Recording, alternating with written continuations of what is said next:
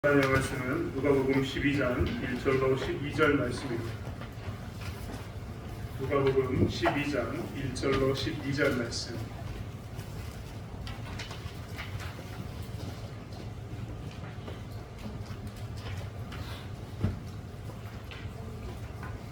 누가복음 12장 1절로 12절 말씀을 찾았으면 한 목소리와 함께 합독하겠습니다.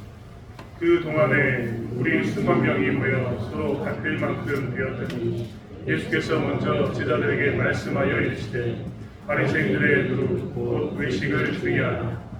감추인 것이 드러나지 않을 것이 없고 숨긴 것이 알려지지 않을 것이 없나니 이러므로 너희가 어두운 데서 말한 모든 것이 광명한 데서 들리고 너희가 골방에서 귀에 대고 말하는 것이 지붕에서 전파되리라. 내가 내 친구 너희에게 말하노니 몸을 죽이고 그 후에는 등이 더 못하는 자들을 두려워하지 말라. 마땅히 두려워할 자들을 내가 너희에게 보이니 곧 죽인 후에 또한 지옥에 던져 넣는 권세 있는 그를 두려워하라. 내가 참으로 너희에게 이르노니 그를 두려워하라. 참새 5마리가 두 앗사리온에 팔리는 것이 아니냐. 그러나 하나님 앞에는 그 하나도 잊어버리시는 바 되지 아니하는도다. 너희에게는 심지어 머리털까지도 다 세신 바 되었나니 두려워하지 말라. 너희는 많은 참새보다 더 귀하니라. 내가 또한 너희에게 말하노니 누구든지 사람 앞에서 나를 시인하면 인자도 하나님의 사자들 앞에서 그를 시인할 것이요 사람 앞에서 나를 부인하는 자는 하나님의 사자들 앞에서 부인당하리라. 누구든지 말로 인자를 거역하면 사하심을 받으려니와 성령을 모독하는 자는 사하심을 받지 못하리라. 사람이 너희를 회당이나 위정자나 권세 있는 자 앞에 끌고 가거든 너희 어떻게 무엇으로 대답하며 무엇으로 말할까 염려하지 말라. 마땅히 할 말을 성령이 곧 그때에 너희에게 가르치시라 하시니라. 아멘. 누가복음 11장의 말씀을 통해서 바리새인과 율법학자들에 대해서 예수님께서는 질책하셨습니다. 그리고 누가복음 12장을 통해서 이제 제자들에게 다시 한번 말씀을 하고 계십니다. 제자들에게 말씀하고 계신다는 겁니다. 즉 이제 예수를 따르는 자기의 삶의 모든 것을 다 내려놓고 심지어는 나를 따르라는 말에 그물도 내려놓고 자기의 가족도 잠시 보류된 상태로 예수만을 따랐던 이들에게 이제 예수님께서 말씀하고 계십니다. 너희들은 어떻게 살아야 될 것인가에 대해서 경고와 권고를 하고 있는 것을 보게 됩니다. 사실 우리는 이 땅에서 예수를 믿었습니다. 오늘 우리 교회도 지금 멀리 타지에서 살다가 고향으로 돌아와 부모님과 함께 드리는 예배드리는 자녀분들이 계십니다. 우리는 지금 이 땅에 대해서 우리의 고향으로만 생각하고 있지만 사실 이곳은 우리에게 신앙을 주는 곳이었고 우리가 신앙을 배우는 곳이기도 합니다. 우리는 이 땅에서 예수를 믿었습니다. 예수를 믿고 잠시 흩어져서 그 땅에서도 예수를 믿고 있는 사람들입니다. 그리고 이렇게 기회가 되면 함께 모여서 예수 안에서 우리가 하나됨을 고백하고 마치 우리가 한 가족인 것을 명절 때 모여서 이야기하는 것처럼 예배 가운데서 우리가 한 백성인 것을 고백하고 예수 믿는 사람인 것을 고백하는 시간으로 이 시간을 갖습니다. 우리는 그렇게 예수를 믿으면서 예배를 드리는 이런 과정 중에 무엇을 고백하고 사냐면 내가 그리스도인인 것을 고백하고 삽니다. 남들은 다 지금쯤이면 성교를 간다고 정말 다들 산으로 들러나가고 있을 때 우리는 예배당으로 모였습니다. 이 자체가 무엇을 의미하냐면 나는 그리스도인입니다 라는 것을 선포하는 것과 같습니다. 이렇게 우리는 그리스도인을 선포했고 그리스도인이 된다는 것은 끝이 아니라 이제 시작점인 것을 이야기합니다. 그 그리스도인이 된다는 것은 이제 앞으로 쭉 자라야 될 과정을 이야기하는데 그게 다른 말로 이야기하면 예수님께서 공생의 기간 동안 즉 3년이 넘는 시간 동안 제자들을 데리고 다니면서 가르쳤던 것처럼 제자가 되는 시간이기도 합니다. 사실 그렇기 때문에 우리는 오늘 여기서 예배를 드리는 순간부터 우리 스스로를 무엇으로 규정할 수 있냐면 나는 그리스도인이고 나는 예수님의 제자입니다 라는 고백 가운데 서 있는 것을 보게 됩니다. 우리는 사실 어떤 때는 우리가 예수 안 믿는 것을 조용히 감추고도 싶은데 세상은 우리에게 굳이 끄집어내서 너 예수 믿는 사람이잖아 라고 강조해 주기도 합니다. 그만큼 우리도 모르는 사이에 무엇이 되었냐면 그리스도인이 되었고 예수 따르는 사람으로서 예수의 제자답지 않게 살면 세상이 우리에게 너 예수 믿는 사람이잖아, 예수님의 제자잖아 라고 이야기하는 그런 삶을 살고 있다는 겁니다. 오늘 그런 삶을 살고 우리들도 오늘 예수님께서 제자들에게 이제 바리새인과 율법학자들을 통해서 이야기하시고 난 후에 이제 제자들에게 경고와 권고를 했던 것처럼 우리도 오늘 이 말씀 가운데서 나에게 하고 있는 경고와 권고를 받아들이는 저와 여러분이 되었으면 좋겠습니다. 그리고 그 말씀에 따라서 이 땅에서 흩어져 살 때 우리 흩어져 있는 그 지역에서 예수님의 제자로서의 바른 삶을 살아가는 그리스도인으로 살아가는 저와 여러분이 되기를 원합니다. 먼저 예수님께서는 제자들에게 무엇을 이야기하냐면 12장 1절에 바리새인들의 누룩 곧 외식을 주의하라 라고 말씀하셨습니다. 외식을 주의하라 이 말에 대해서 우리는 이미 지난 시간에 배웠습니다. 외식의 가장 큰 문제는 그것이 위선이 되기 때문입니다. 여러분 말씀드렸던 것처럼 나쁜 사람들이 나쁜 짓 하는 것은 아무렇지도 않습니다. 원래 그런 놈, 원래 그런 사람, 원래 나쁜 사람이라고 악당이라고 칭호를 받고 있기 때문에 그들이 나쁜 짓을 하는 것은 아무렇지도 않습니다. 반면에 위선이 우리에게 문제가 되는 것은 무엇이냐면 밖으로는 선을 행하고 있는데 그 안이 굶어서 썩어져 있기 때문에 문제가 되는 겁니다. 세상은 우리를 통해서 위선을 보면 뭐라고 이야기하냐면 너는 원래 예수님을 따르는 제자였고 그리스도인이었는데 네가 나쁜 놈이었어? 이런 결과를 도출하게 됩니다. 그러면서 위선을 통해서 무엇을 부인해버리냐면 네가 따르고 있는 하나님도 이제는 믿지 못하겠노라고 이야기하면서 우리의 하나님마저도 부인하는 그런 시간을 우리도 모르는 사이에 맞이하게 되는 순간을 우리는 경험하게 됩니다. 즉 그렇기 때문에 이 외식하는 것, 위선을 행하는 것은 굉장히 위험합니다. 밖으로만 번지르르하게 그리스도인처럼 사는데 안으로는 골마있는 것은 안으로는 정말 잘못된 잣대를 가지고 사는 것은 굉장히 문제가 됩니다.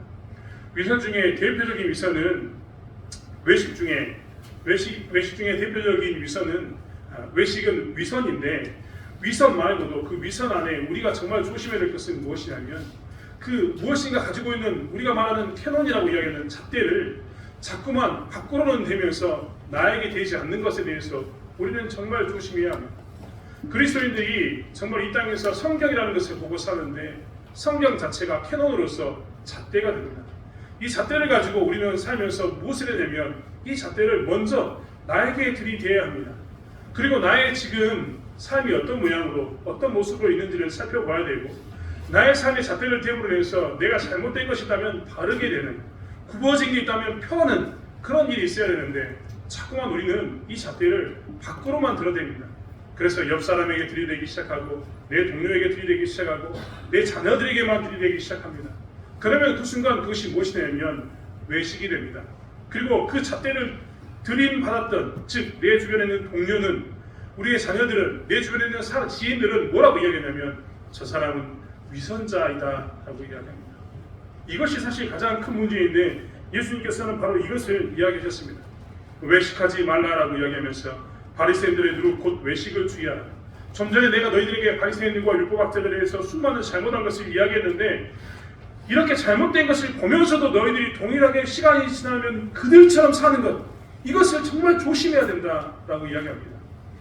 예수 그리스도라는 진짜 진리를 가지고 있는 너희들 바리새인과 율법학자들은 예수를 거부했기 때문에 그나마 그들은 용서받을지 모르겠지만 너희들은 예수를 인정하면서 예수를 그리스도로 받아들이는 구원자로 받아들인 너희들인데 참됨을 가지고 있고 길이요 진리요 생명이신 예수를 가지고 있는 너희들이 만약에 외식하게 된다면 이것은 얼마나 더 큰 일이겠느냐라고 이야기하면서 이 제자들에게 무엇을 이야기하냐면 이 바리새인들을 보면서 너희들의 미래가 바리새인처럼 되지 않길 원한다 라고 이야기하고 있는 것을 보게 됩니다.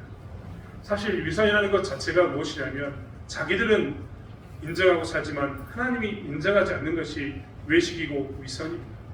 정말 웃긴 이야기지만 자기들 나름대로 그것이 하나님을 열심히 섬기는 것이고 그것이 선이라고 생각하고 살지만 하나님께서는 그 외식과 위선에 대해서 단 한 번도 그것에 대해서 뭐라고 이야기하냐면 그 행위를 인정한다라고 이야기하지 않고 오히려 독사의 자식들 여우 같은 자라고 이야기하면서 굉장히 신랄한 말들로 표현하면서 그들에게 잘못된 것을 지적하고 있는 것을 보게 되는데, 그 행위를 그리스도인인 너희들이, 예수의 제자인 너희들이 행하지 말 것을 이야기합니다. 바리새인과 율법학자들은 원래 말씀에 가까이 가 있는 자들이었는데 그들이 왜 말씀을 떠나는 자들이 됐습니까?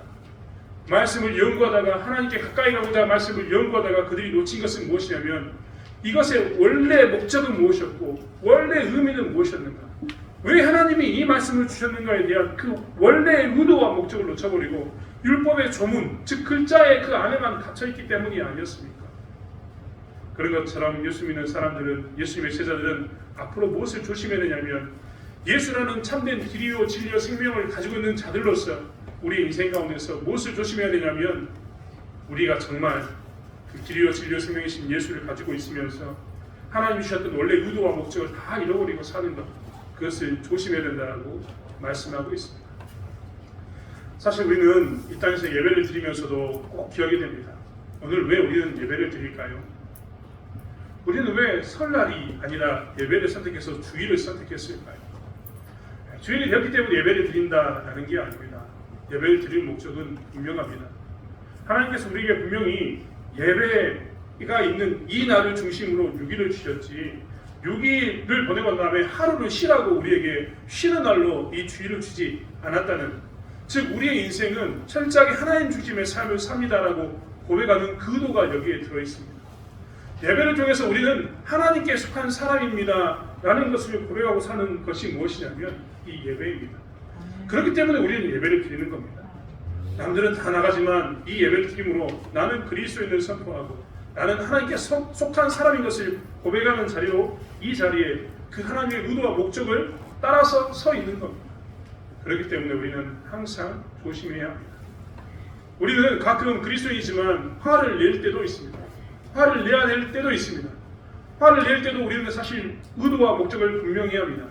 내가 그리스도인이기 때문에 화와 분노를 표현하는 그 일들을 해야 합니다. 내가 지금 화를 내고 분노함을 표현함으로 인해서 그리스도의 영광이 더 드러난다면 그 자리에서는 뭘 해야 됩니까? 우리는 화를 내기도 하고 분노하기도 해야 합니다. 하지만 반면 내가 그리스도의 영광을 위해서 참는 것도 필요합니다. 지금 그 순간에 내가 인내하고 참고 고통 가운데서도 내가 아무 말 하지 않고 하나님만을 바라보는 그것이 그리스도의 더 영광이 된다면 우리는 기꺼이 그 자리를 선택해야 합니다. 사실 말씀드린 것처럼 분노하는 것도, 심지어는 분노하지 않는 것도, 참는 것도 다 무엇을 위해서 하냐면 우리는 그리스도의 영광을 위해서 합니다. 예배를 드리는 것도 어떤 때는 부득불 예배를 드리지 못하면서 선을 행하기 위해서 손이 마른 자를 고치는 안식일에 선을 행하는 그 일 때문에 예배를 드리지 못하는 것도 우리는 무엇을 위해서 해야 되냐면 그리스도의 영광을 위해서 해야 합니다. 사실 이것이 우리의 근본적인 모습이라는 것을 놓치지 않아야 된다는 것입니다. 그런데 자칫 잘못하면 그리스도의 영광을 위해서 하는 예배가 아니라 형식만 남아있는 예배가 됩니다. 그리스도의 영광을 위해서 하는 그 분노와 이 인내가 아니라 형식만 남아있는 분노와 인내가 되기가 너무나 쉽습니다. 사랑하는 성도 여러분, 그리스도인으로서 이 땅에 살면서 우리가 어느 자리에 있든 간에 이 바리새인처럼 되지 않고 외식하지 않고 위선 가운데 있는 것이 아니라 하나님 앞에 서 있는 저와 여러분이 되길 원합니다. 무엇을 하든지 우리의 제1된 목적은 하나님을 영화롭게 하고자 했던 그것을 놓치지 않는, 그리고 하나님과 동행하는 것을 즐거워하는 그 사람의 제1된 목적을 놓치지 않는 삶을 살아가는 저와 여러분이 되길 원합니다. 여러분, 오늘 그렇기 때문에 예배를 드리면서도 분노하지 마십시오. 예배를 드리면서도 인내하십시오. 예배를 드리면서도 하나님의 영광을 위해서 산다는 것을 놓치지 않기를 원합니다. 혹여 우리 자녀분들 가운데 그동안 신앙을 좀 멀리하고 있었는데 고향에 오니까 강제로 끌려오신 분들 계십니까? 그런 분은 없겠지만 그런 분이 계신다면 다시 한번 예수 그리스도의 영광을 위해서, 하나님을 위해서, 우리를 위해서 못 박히신 이 십자가에 못 박히신 그리스도를 기억하는 삶을 살기 위해서 여러분의 인생을 다시 한번 초점을 맞추시기를 원합니다. 우리 인생이 그 가운데 있었을 때 우리는 세상 가운데서 진짜 위선이 아닌 빛과 소금의 역할을 감당할 수 있고 세상이 누리지 못하는 평안을 누릴 수 있기 때문입니다. 부모님이 교회를 나가자고 했던 이유도 사실 그것을 알기 때문에 교회에 가고자 합니다. 강권하면서 교회 가자라고 이야기하는 것도 다 그 진정한 의미를 누렸기 때문에, 경험했기 때문에 권하고 있습니다. 자녀분들도 신앙생활을 다시 한번 회복하시면서 그리스도인으로서 외식이 아니라 진정한 그리스도의 영광을 위해서 살아가는 그러한 자녀분들, 우리 성도님들이 되시기를 원합니다. 두 번째로 이야기하는 것은 무엇이냐면 오직 하나님만 두려워하라 라고 이야기하고 있습니다. 4절의 말씀은 내가 내 친구 너희에게 말하노니 몸을 죽이고 그 후에는 능히 더 못하는 자들을 두려워하지 말라라고 이야기하고 있습니다. 사실 예수님의 제자들에게 예수님은 이제 4절부터 너는 내 친구다라고 이야기하면서 모든 것을 나눌 수 있는 관계가 되었다라고 호칭을 격상 높여주셨습니다. 너는 이제 나와 제자이기도 하지만 그보다 더 친밀한 친구의 관계가 되었어 라고 이야기합니다. 그러면서 더 친밀한 관계가 된 너희들에게 내가 말하는 것은 너희들이 예수 믿는 것 때문에 생명의 이업을 받을 수 있다라고 이야기합니다. 그게 4절의 모습입니다. 너희 몸을 누군가는 죽이겠다, 죽일 수 있다. 너희들이 내 친구가 되는 순간 나와 좀 더 가까워지고 나와 좀 더 가까운 사이에서 긴밀하게 나와 은혜를 나누는 순간 너희들의 삶은 어떻게 될 수 있냐면 너희들의 인생 가운데서 누군가 너희들의 생명을 누리면서 몸을 죽이고자 하는 그 일 가운데 너희가 처할 수 있다라고 이야기하고 있는 겁니다. 그런데 그때 너희들이 조심해야 될 것은 무엇이냐면 하나님을 기억하라라는 겁니다. 몸을 죽일 수 있는 그 사람을 두려워하지 말고 몸을 죽이는 것에 그치지 않고 지옥에 던져놓는 권세가 있는 하나님을 두려워하라라고 이야기합니다. 많은 사람들은 사람의 죽음에 대해서 1차적인 죽음만을 봅니다. 1차적인 죽음은 우리 인생이 육신과 영혼이 분리되었을 때 나타나는 그 죽음, 즉 육신의 호흡이 끝났을 때 나타나는 죽음만을 봅니다. 사람들의 눈에는 이것밖에 보이지 않습니다. 많은 사람들이 죽음이란 무엇인가, 죽음에 대해서 글을 쓰면서도 항상 고민하는 것은 왜 사람은 호흡이 끝이 나는가입니다. 왜 사람은 이제 육신으로서 썩어 죽어서 흙으로 돌아가는가에만 사람들은 관심이 있습니다. 하지만 성경은 늘 이야기합니다. 1차적인 죽음, 첫 번째 죽음만 있는 게 아니라 사람에게는 두 번째 죽음도 있다라고 이야기합니다. 두 번째 죽음은 무엇이냐면 우리는 우리의 눈에 보기에 우리가 육신으로만 돼 있어서 육신의 죽음만 보이지만 하나님께서는 사람을 흙으로 만드시고 그 안에 생기를 불어넣어서, 즉 우리 가운데 영혼을 주어 넣음으로 인해서 우리의 인간이라는 우리 가운데 육신과 영혼이라는 것을 하나님께서 갖췄다는 것을 이야기하시면서 육체만 죽는 게 아니라 영혼도 죽는다는 것을 이야기하고 있다는 겁니다. 영혼이 죽는다는 것은 육신처럼 흩어져서 없어진다는 이런 말이 아닙니다. 심판 가운데서 영혼이 고통 가운데 있는 것이 무엇이냐면 영혼이 죽는 것을 의미합니다.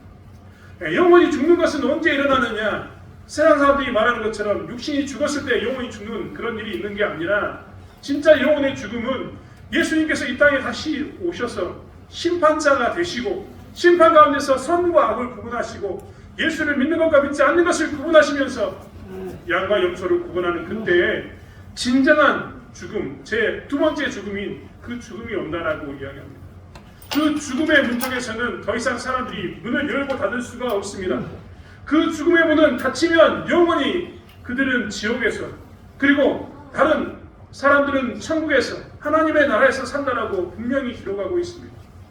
오늘 그렇기 때문에 예수님의 제자들, 친구들은 하나님과 좀 더 가까워지는 사람들은 무엇을 기억해야 되냐면 육신의 죽음만을 바라보지 말고 영혼의 죽음마저도 바라보는 삶을 살아야 된다는 것입니다. 여러분, 저는 세상 사람들을 이 부모의 무덤에 찾아가서 성묘하는 것에 대해서 반대하지 않습니다. 그 앞에서 절하는 것은 반대하지만 성묘하는 것은 반대하지 않습니다. 그의 죽음에 대해서 묵상해 볼 수 있는 시간이고 그 부모에게 받은 것을 묵상해 볼 수 있는 시간이기 때문에 그것을 반대하지는 않습니다. 하지만 그때 사람의 죽음에 대해서 묵상할 때 반드시 꼭 기억해야 될 것은 사람은 죽으면 흙으로 간다는 만 기억할 게 아니라 사람의 영혼에 대해서 기억하고 사람의 영혼의 죽음도 꼭 기억하기 원합니다. 그리고 죽음을 묵상하면서 하나님을 두려워하는 삶을 사는 그러한 삶을 살기 원합니다. 여러분, 할 수만 있다면 여러분 예배 후에 여러분의 부모의 묘에 가십시오. 가서 이야기하십시오. 사람의 죽음은 이렇게 죽지만 우리는 두 번째 죽음이 있다고 꼭 이야기하시면서 우리에게 있는 또 다른 심판, 그 죽음과 삶에 대해서 이야기하는 시간을 갖길 원합니다. 예수 믿는 사람은 그렇기 때문에 이렇게 생명이 이어받는 순간 이 올 때 무엇을 기억해야 되냐면 두 번째 죽음, 우리에게 영원한 심판이 있다는 것을 꼭 기억해야 되는 것을 보게 됩니다. 사실 우리가 죽음에 대해서 이렇게 직면하지 않아도 사실 이 땅에서 살면서 우리는 많은 부분 예수 믿는 것 때문에 어려움을 경험하게 됩니다. 사실 예수 믿는 것 때문에 얼마나 불편한 게 많습니까? 목사인 제가 불편하다고 표현해서 정말 죄송합니다만 예수 믿는 것 때문에 정말 불편할 때가 많습니다. 직장을 구할 때도 예수 믿는 것 때문에 불편합니다. 많은 사람들은 주 5일째 근무라고 이야기하지만 많은 사람들이 말하는 언론에서 말하는 주 5일째 근무를 제대로 누려보는 사람은 이 땅에 그다지 많지 않습니다. 우리의 자녀들은 주 5일째 근무가 아니라 6일, 7일 주야로 근무 교대를 하면서 열심히 수고하고 애써서 돈을 법니다. 화폐 가치가 떨어지면서 예전에는 10,000원짜리 한 장이면 굉장히 큰 돈이었지만 지금은 10,000원짜리 한 장에 할 게 별로 없습니다. 예전에 제가 어렸을 때는 짜장면 한 그릇에 400원이었습니다. 1,000원짜리 한 장을 들고 나가면 짜장면 한 그릇을 먹고 시장에서 물건을 사고 돌아올 수 있는 그런 것이었지만 지금은 10,000원짜리 하나를 들어도 제대로 못 살 수 없는 그런 시대가 되었습니다. 화폐 가치가 떨어지면서 더 많은 시간 일하지 않으면 살 수가 없습니다. 남편과 아내가 일하지 않으면 가게가 꾸려지지 않을 만큼 굉장히 물가의 상승률은 가파릅니다. 그래서 당장 집에서 쓰는 난방비를 내는 것도 집에서 쓰는 들어가는 수많은 그 우리가 소위 말하는 의식주라고 이야기하는 것들을 해결하기 위해 쓰는 돈을 지불하는 것도 버거울 때가 너무나 많습니다. 혼자서는 도저히 이를 감당할 수 없을 때가 너무나 많습니다. 그렇기 때문에 우리 가운데 직장을 구할 때마다 드는 유혹은 좀 더 돈이 많은 곳으로 가자이지 주인을 성수하는 곳으로 가자, 하나님을 잘 섬기는 곳으로 가자 하는 마음이 잘 들지 않습니다. 어떻게 하면 좀 더 돈을 많이 주는 곳으로 갈까? 이런 것에만 우리의 관심이 두어지는 시대가 되었습니다. 뿐만 아닙니다. 그렇게 예수고 수고해도 살기가 너무나 힘들어서 정말 그래서는 안 되는데 극단적인 선택을 하는 가정들이 얼마나 많은지 모르겠습니다. 아니 어제도 그제도 뉴스 중에 한 뉴스는 40대 가정이 끝내 죽었다 하였습니다. 다 큰 아들 둘을 먼저 보내고 아내와 함께 극단적인 선택을 했는데 남편이 살아남아서 있다가 그마저도 생명이 끊겼다라는 것을 방송에서 하는 것을 들었습니다. 굉장히 가슴이 아프죠. 반면에 한편으로는 그런 생각이 듭니다. 오직했으면 얼마나 살기 힘들었으면 이 세상이 얼마나 살기 힘들었으면 이런 일들을 했을까. 요즘 정말 죽음에 대해서 죽음의 자기결정권이라고 이야기하는데 부모의 입장에서 이것이 내가 내 인생을 가장 존엄하게 끝낼 수 있는 내 인생의 이 자기결정권을 내가 가지고서 끝낼 수 있는 그런 기회다라고 생각하면서 그들은 이것이 가장 좋은 방법이다 생각하면서 그들은 그런 결정을 했을지 모릅니다. 아무튼 그만큼 힘든 시대가 되었습니다. 나이가 들면 어떻습니까? 좀 전에도 제가 죽음의 자기결정권 안락사에 대해서 존엄사에 대해서 이야기를 했는데 나이가 들면 많은 사람들이 요즘은 생물학적 죽음 그리고 인간의 그 인격적 죽음을 구분하면서 뭐라고 이야기하냐면 인격적인 죽음을 선택하기 위해서 나는 내가 내 생명을 결정하겠다라고 이야기하고 자기의 생명을 즉 존엄사해 줄 수 있는 스위스나 유럽의 국가에 들어가서 뭐라 하냐면 내가 내 생명을 마무리하겠다라고 이야기하면서 자기 몸에 약품을 투여해서 자기 스스로가 죽음을 결정해버립니다. 그들 스스로의 입장도 이해가 됩니다. 말기암 환자이거나 극심한 고통 가운데서 자기 인생이 너무나 힘드니까 내 인생은 내가 결정하겠다. 이렇게 살면은 내 인간으로서의 존엄성이 사라지기 때문에 내 생물학적 죽음, 즉 내 생명을 인간의 존엄을 위해서 이렇게 선택하겠다라고 얘기하는 것도 이해는 됩니다. 하지만 그것이 과연 옳은 것일까? 이렇게 힘든 세상에서 그리스도인으로 힘든 세상에서 그리스도인을 살면서는 더욱 힘든데 그 힘들 때마다 내가 내 인생의 결정권을 쥐라 펴라가고 내가 마치 이 죽으면 모든 것이 끝나는 것처럼 사는 것이 옳을까에 대해서 우리는 생각해 보아야 된다는 것입니다. 예수의 지내가 되면 우리는 무엇을 해야 되느냐? 세상 가운데서 찾아오는 이제는 예수 믿는다고 핍박하진 않지만 이렇게 하나님이 우리를 이 땅에 작정하시고 만들어 주셨음에도 불구하고 하나님의 계획을 깨트리려고 내 삶을 힘들게 하는 이런 문제가 다가올 때마다 내가 내 인생을 결정하겠다. 하나님 대신 내가 결정하겠다라고 오는 이런 유혹 가운데서 우리가 어떻게 살아야 되냐면 다시 한번 하나님을 두려워하면서 하나님을 신뢰하면서 살아야 된다는 것입니다. 하나님을 두려워하라 이 말은 무엇이냐면 하나님을 무서워하라 말이 절대 아니지 않습니까? 너희들의 인생 가운데서 너희들의 인생의 주변과 상황과 환경이 하나님께서 너희를 만드시면서 하나님의 경륜으로 너희를 이 땅에 두셨고 너희들에 대한 뜻이 있어서 너희들을 만들었는데 주변과 상황과 환경이 너희들은 쓸모없는 것처럼 보이고 너희들로 하여금 생명을 이어가고 있었을 때 하나님을 두려워하라 이 말은 하나님께서 두려운 존재로 나타나겠다는 게 아니라 하나님께서 너희들의 그 하나님의 계획을 너희들을 통해서 하나님의 계획을 어그러뜨리려 하는 모든 것들에 대해서 하나님께서 방패가 되어주시고 싸워주시겠다는 말씀인 겁니다.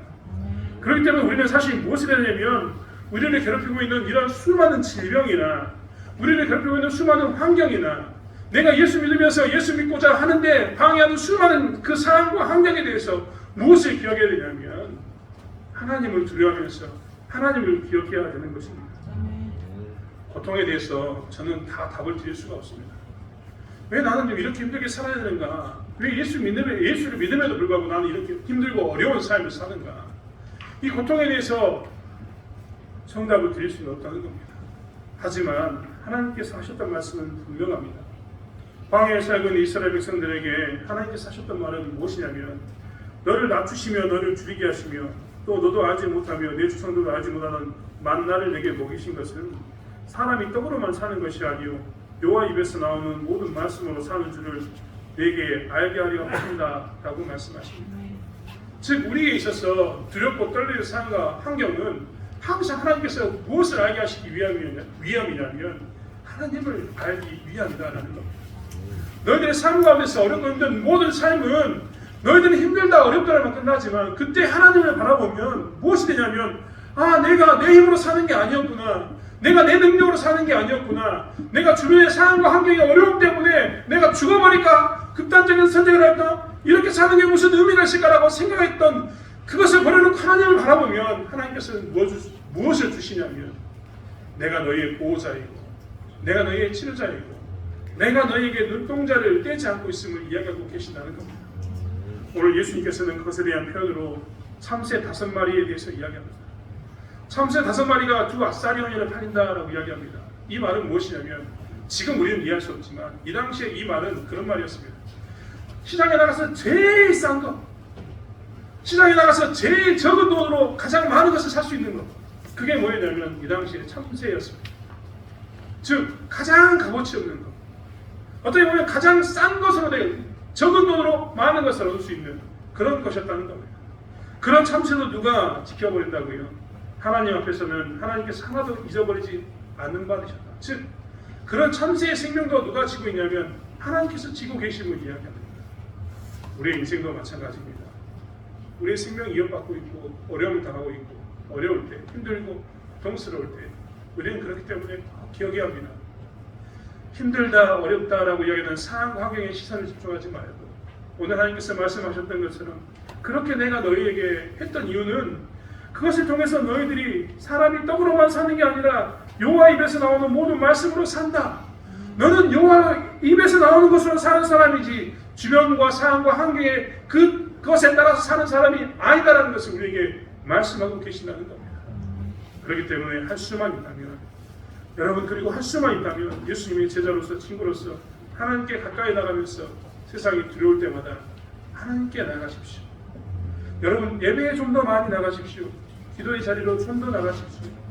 자녀들에게 할 수만 있다면 가정 안에서 손을 붙잡고 어려울 때마다 우리는 어려운 가운데 있지만 하나님께서 우리에게 사람이 떡으로만 사는 게 아니라 하나님의 입에서 나오는 말씀으로 사는 것을 이번 기회에 보여주실 것을 선포하시면서 할 수만 있다면 자녀들과 함께 무엇을 되면 기도하시고 예배하시고 하나님께 집중하시기를 원합니다. 하나님만 두려워하는 삶을 살기를 원합니다. 그러시면 하나님께서 여러분의 삶을 어디 있든 간에 지키실 줄 믿습니다. 이사야서 55장의 말씀은 하나님께서 우리에게 말씀하십니다. 오라 너희 목마른 자들아 물러 나오라. 돈 없는 자도 오라. 너희는 와서 사 먹되 돈 없이 값 없이 와서 포도주와 잣을 사라라고 말합니다. 하나님 마음이 여기 있다는 것을 기억하면서 할 수 없을 때 하나님을 찾는 하나님을 두려워하는 저와 여러분이 되기를 원합니다. 마지막으로 예수님께서 말씀하시는 것은 무엇이냐면 예수님을 부끄러워하지 말라라는 것입니다. 이제 8절의 말씀에 보면 내가 또한 너희에게 말하노니 누구든지 사람 앞에서 나를 시인하면 인자도 하나님의 사자들 앞에서 그를 시인할 것이요 라고 이야기합니다. 오늘 예수님께서는 뭘 이야기하냐면 너희들이 나를 시인하기를 원한다 라고 이야기하는데 그 앞에 전제 조건이 무엇이냐면 누구든지 사람 앞에서 나를 시인할 것을 이야기합니다. 사람 앞에서라는 말은 다른 말로 이야기하면 공적인 자리. 나 혼자 은밀히 있었을 때 나는 하나님을 믿습니다. 나는 하나님을 섬깁니다.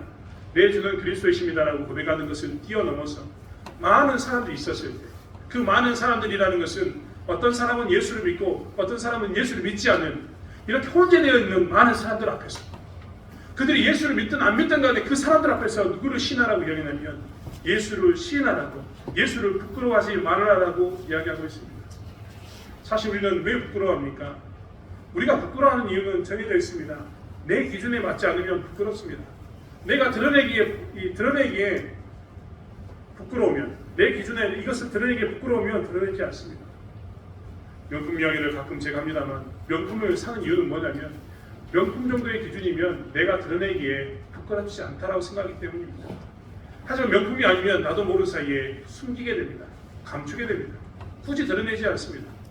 여러분 제가 이 명품이라고 이야기하는 제품들의 특징 중에 재밌는 것은 무엇이냐면 유난히 그 명품의 로고가 큽니다. 로고라는 건 아시죠? 상품의 이름이 크다는 겁니다. 여러분 생각해 보십시오. 제가 옷을 입었는데 이 옷을 입으면서 밀가루의 상표인 곰표 이렇게 써붙이면 얼마나 웃깁니까? 상품에 여기다 제가 맛동산 쓰고 다니면 얼마나 웃깁니까? 그런데 명품 들고 있는 사람들은요 거기다가 로고를 찍습니다. 이것은 어디에 살 거라고 콕콕콕 찍어 놓습니다. 왜냐하면 그것이 자기가 생각하기에 충분한 기준이 된 겁니다. 이 정도면 부끄럽지 않은 겁니다. 자기의 기준에도 만족이 되고 누구에게도 만족이 되냐면 보는 사람들에게도 이 정도가 되면 충분히 만족스러운 자랑할 만한 것이 된다고 생각하기 때문에 그들은 너무나 뻔뻔스럽게도 그 앞에 로고를 콕콕 찍어가지고 나 이거 들고 있다라고 보여줍니다. 가장 가방에 잘 보이는 곳에 큰 글자로 찍어서 그 이름을 새겨놓았습니다. 자기가 생각하기에 부끄럽지 않기 때문에 그렇다는 겁니다.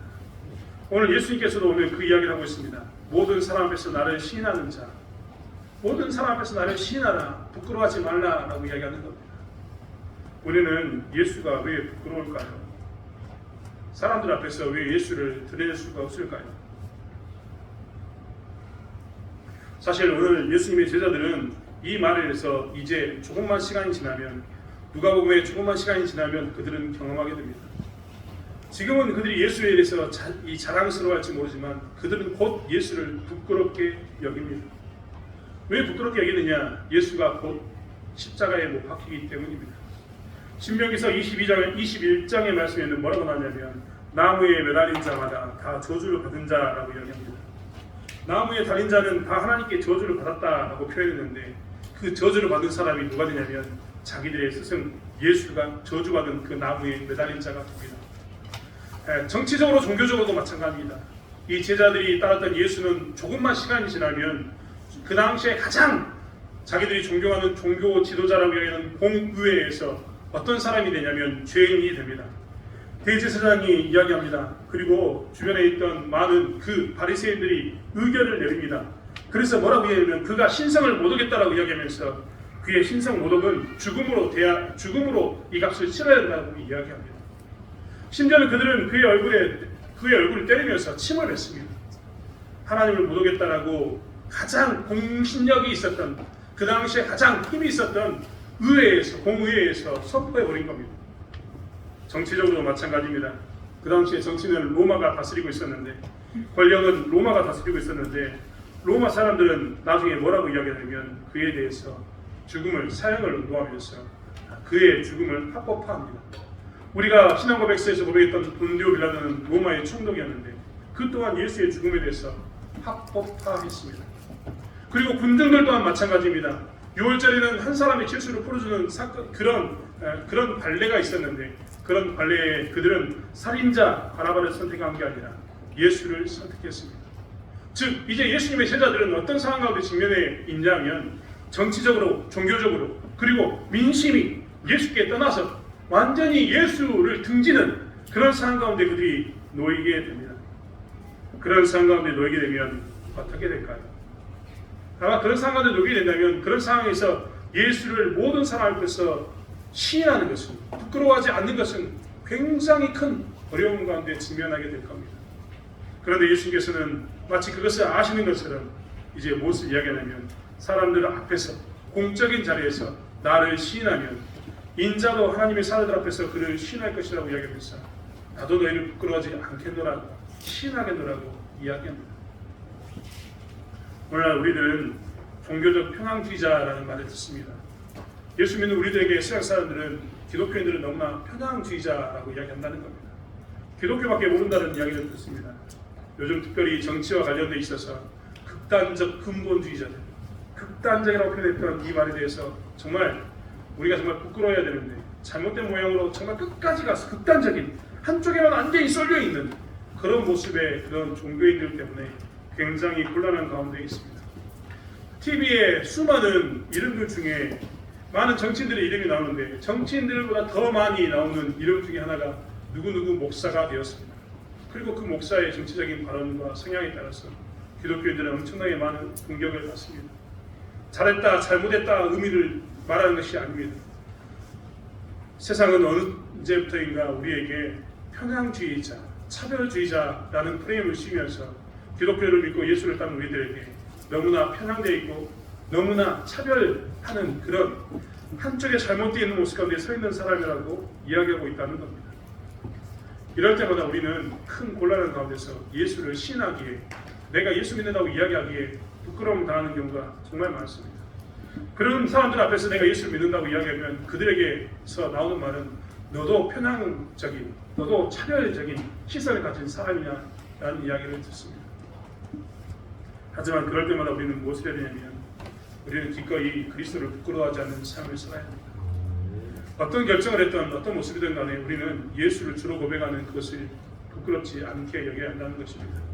그리고 세상 사람들이 우리에게 편향주의자 혹은 극단적인 혹은 우리에게 차별주의자라는 그런 프레임을 씌워서 우리를 공격할 때도 우리는 무엇을 해야 되느냐, 그때도 그럼에도 불구하고 나는 예수 믿는 사람이오라고 외치고 살아야 되는 것을 보게 됩니다.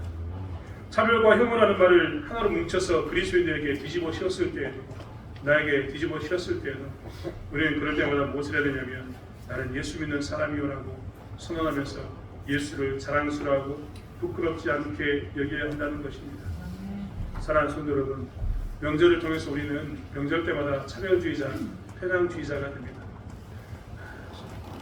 예수 믿지 않는 사람들과 함께하면 왜 제사를 준비하지 않느냐, 왜 절을 하지 않느냐라는 말을 지금도 듣고 삽니다. 예수를 믿기 때문에, 우리가 예수 믿는 것 때문에 어떤 때는 예배를 지키려고 고향에 가지 못한다, 사람을 만나지 못한다라고 이야기하면 그것 때문에 곤란함을 당할 때도 너무나 많습니다. 하지만 우리는 그럴 때마다 종교적 편향주의자라고 이야기하는 그 프레임 가운데서 하나님을 신하고 살아야 되는 것을 보게 됩니다. 종교적 참여주의라는 말을 들으면서도 예수를 부끄럽지 않는 삶을 살아야 되는 것을 보게 됩니다. 사랑하는 성도 여러분, 이 시대는 갈수록 예수 믿는 것에 대해서, 공적인 자리에서 말하는 것에 대해서 부정적으로 생각합니다. 하지만 공적인 자리에서 예수 믿는 것을 고백하며 살아가는 것이 우리의 신분인 것을 놓치지 않길 원합니다. 할 수만 있다면 어떤 이야기와 어떤 모욕을 받아도 나는 예수 믿는 사람이오라고 외치는 자가 되어야 되는 것을 보게 됩니다. 그리고 그 예수 때문에 받는 고난에 대해서 기뻐하고 즐거워하는 삶을 살아야 되는 것을 보게 됩니다. 우리는 예수 믿는 것 때문에 죽음을 각오한 사람들, 우리의 신앙의 선배들 중에 순교자들을 기억하고 있습니다. 사실 우리의 삶이 늘 순교자적인 삶을 살아야 되는 것이 우리의 삶인 것을 보게 됩니다. 그리고 예수 믿는 것 때문에 차별을 뛰어넘어서 우리에게 죽음의 위험이 다가와도 나는 예수 믿는 사람이라는 것을 고백하면서 제자답게 살아야 되는 것이 우리의 모습인 것을 다시 한번 보게 됩니다. 사랑하는 성도 여러분, 모여있든지 흩어져 있든지 예수 믿는 사람으로서 신앙을 지키고 제자로서의 삶을 살아가는 저와 여러분이 되길 원합니다. 오늘 예수님이 말씀하셨던 것처럼 예수님을 부끄러워하지 않고, 예수님이 말씀하셨던 것처럼 오직 하나님만을 두려워하면서 외식하지 않는 하나님의 선을 드러내는 삶을 사는 저와 여러분이 되길 원합니다. 기도하겠습니다. 하나님, 우리는 어떻게 살아야 합니까? 이 땅에 사는 동안 세상의 상황과 환경은 예수 믿는 것에 대해서 부정적이고, 예수 믿는 것에 대해서 잘못된 프레임으로 씌우며 우리에게 예수 믿는 것이 마치 차별주의자처럼 또 편향된 사람인 것처럼 이야기할 때가 너무나 많습니다.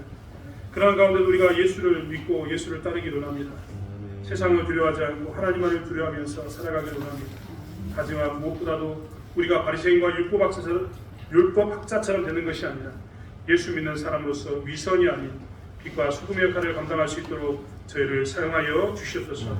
오늘 또한 아버지 하나님, 이 거룩한 주일에 함께 모여서 예배드리는 사랑하는 지체들을 기억하시는 가운데 그들의 삶이 어디 있든 간에 아버지 그들의 삶 가운데서 하나님의 영광이 드러나게 도와주시고 하나님을 두려워하면서 하나님을 따라 그들의 삶 가운데서 제자답게 살려고 할 때마다 주의 지팡이와 막대기를 주심으로 인해서 하나님이 지키신 것을 보게 하시며 하나님이 실만한 물가로 인도하신 것을 경험하게 하여 주시옵소서.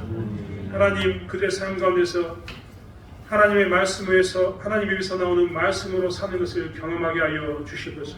감사드리며 예수님의 이름으로 기도드렸습니다. 아멘.